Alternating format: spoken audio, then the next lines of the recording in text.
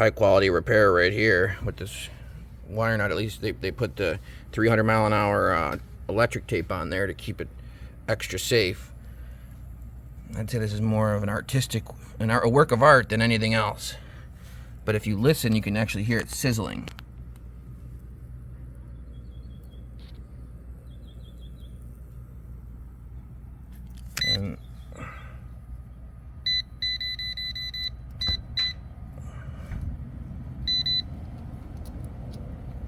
And where it comes from is it's coming right out of the sconce light. Hang on, I'll show you. So it's coming right out of the sconce light, goes over the awning.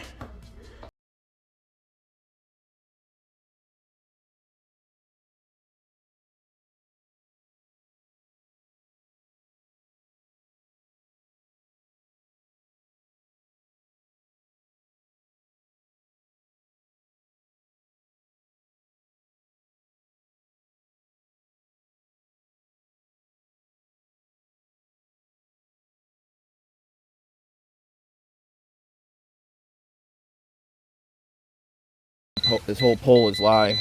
It's energized.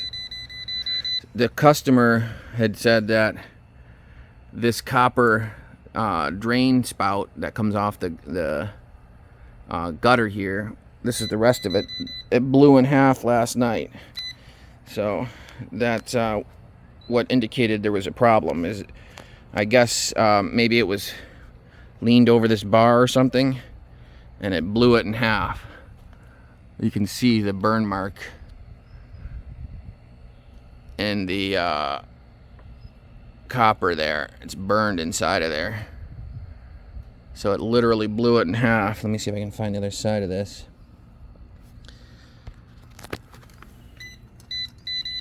Yeah, it's still alive.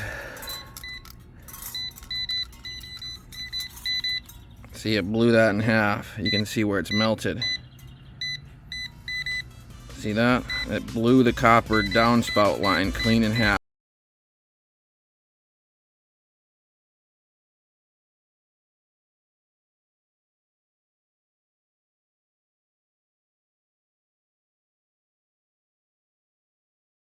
Let alone regular Romex.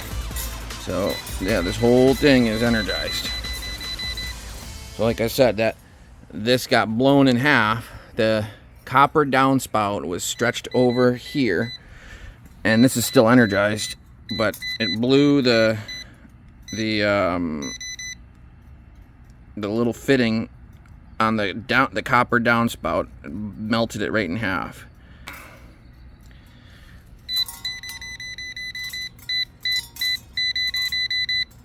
They said it sounded like gunshots, and the neighbors all came out and saw that it was, sparking and stuff. So anyway, that's what happened. Pretty crazy situation.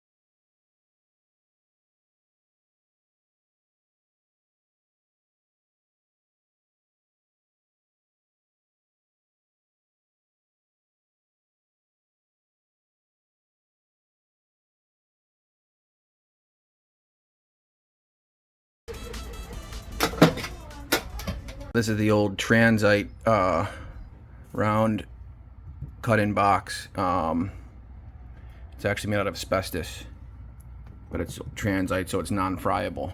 So it really can't become airborne unless you cut it like whatever jackwagon cut it right there. That's where the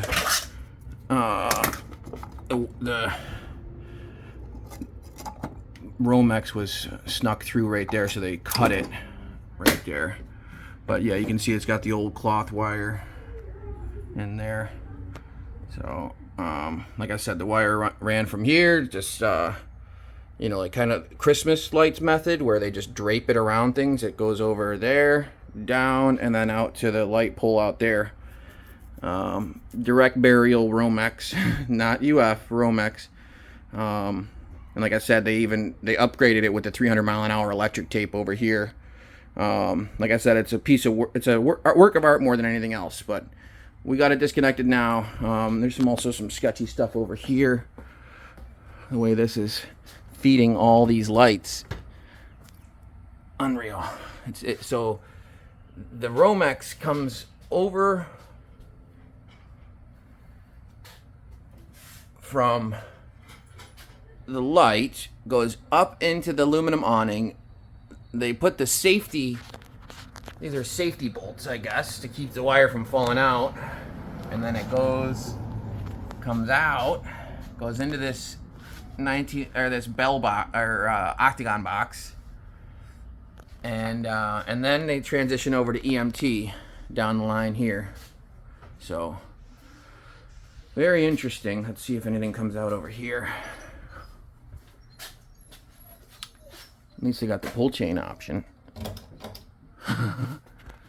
So, but we'll get it straightened out. We'll run it properly in conduit the whole way and make sure that it's up to code. I'm going to recommend that we replace this sconce as well.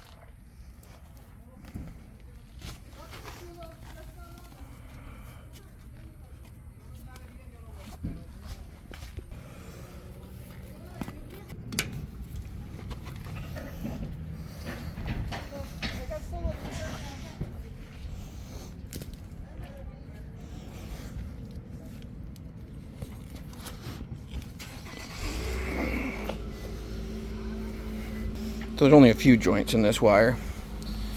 So far we had 1, 2, 3. Got some roots there.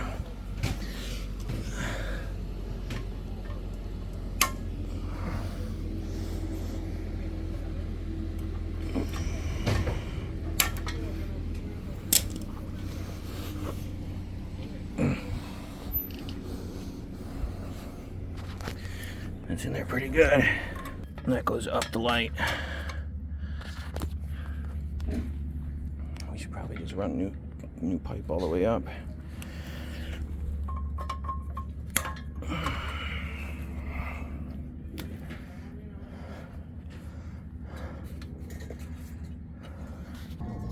I don't want anybody to accidentally energize this wire that's cut off. You know, like they might not know where it goes or what it's doing, and you know, we're going to be running a new circuit, but just better to pull it out, make sure it's safe. It's better safe than sorry. So we'll just yank it all the way out, even though it goes through the concrete too, so it might be a little tricky, but we'll see how it goes.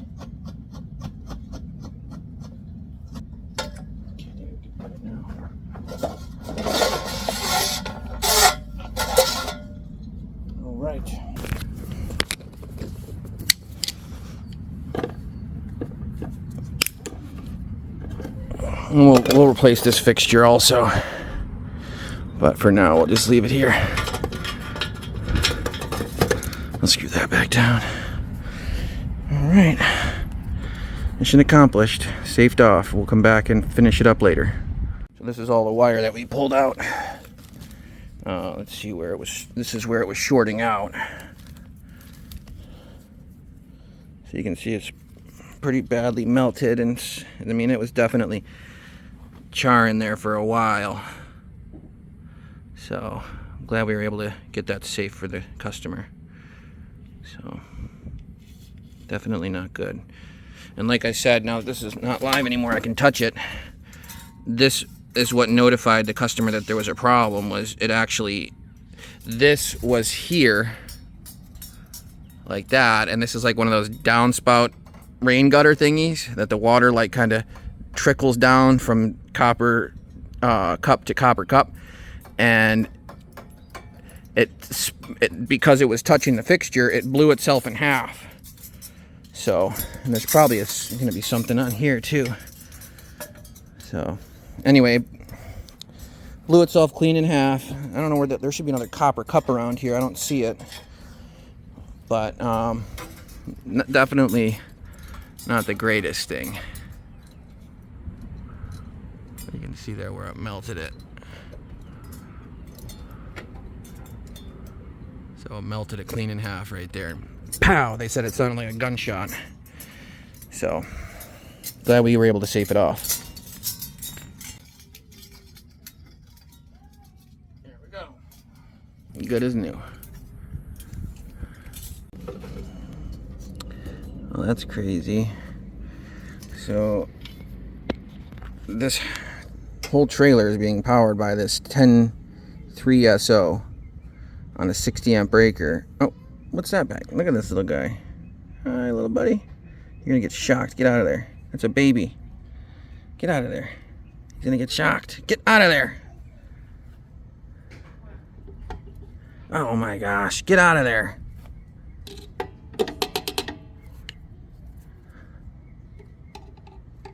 There we go. Now. Come on. Get out of there.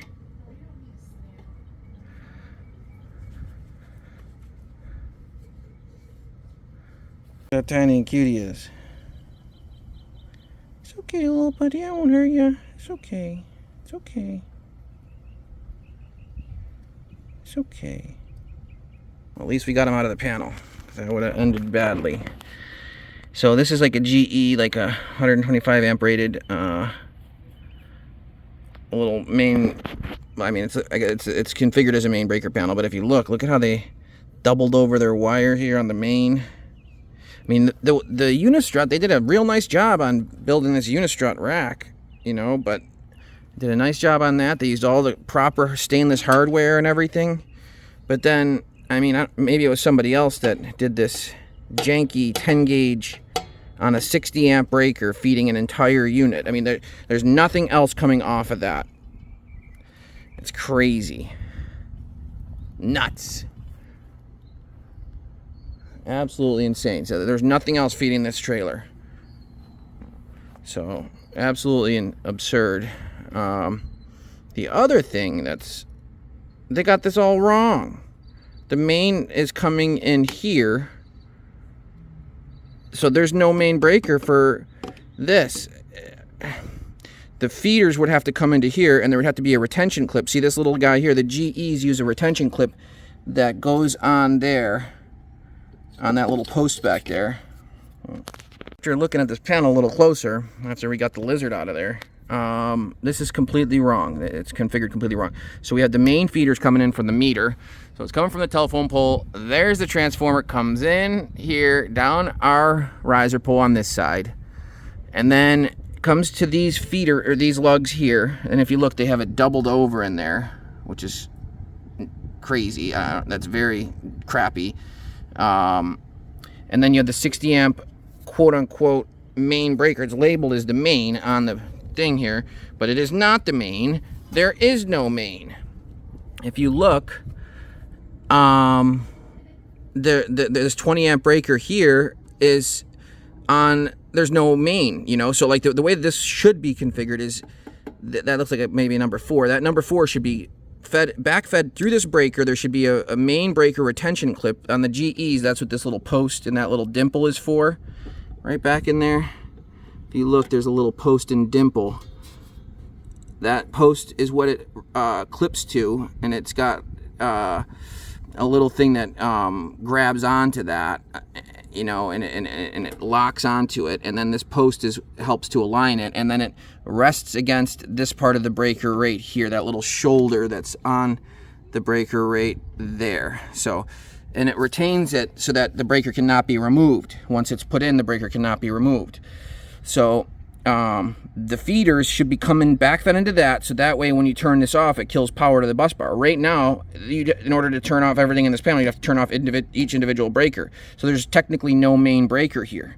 So that's just crazy talk. And then the other aspect that there's no bonding screw. So this whole box is technically floating. So there should be a bonding screw that bonds this, the ground/neutral bar here, because this is technically first means of disconnect, even though there's no disconnect. So anyway, missing bonding screw, missing main breaker retention clip, not wired properly, 10 gauge SO cord going to a 60 amp breaker feeding an entire trailer.